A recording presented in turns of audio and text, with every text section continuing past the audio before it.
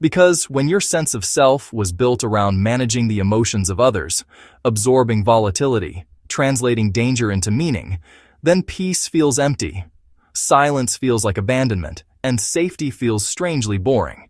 And so the mind, being clever, dresses this up as loyalty, as empathy, as depth, as complexity, saying things like, "They're not always like that," or "They had a hard childhood," or "I see their potential," which are all true, and yet entirely beside the point, because understanding someone's wounds does not obligate you to bleed for them.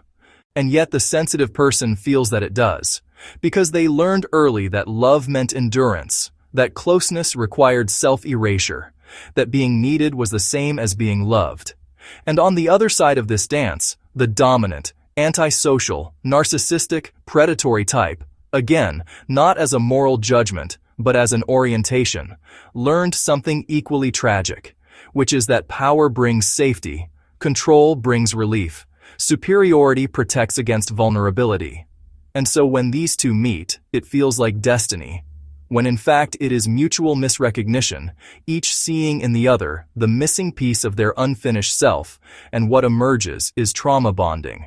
Not as a dramatic explosion, but as a quiet glue made of intermittent reward, unpredictability, longing, fear, and hope, because nothing binds the nervous system like uncertainty paired with occasional relief. And this is why the cycle repeats, why the sensitive one leaves and returns, quits and re-enters, promises themselves never again, and then finds themselves saying the same lines with a different face, because the cycle is not outside them, it is inside, looping like a record stuck on the same groove.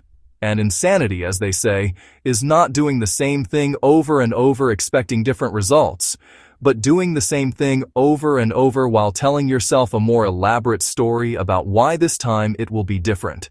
And so the sensitive person intellectualizes, spiritualizes, psychoanalyzes, explains, contextualizes, while their body quietly tightens, their vitality dims, their voice softens into caution. And what no one ever teaches you is that predators, whether in relationships, organizations, or systems, do not hunt strength.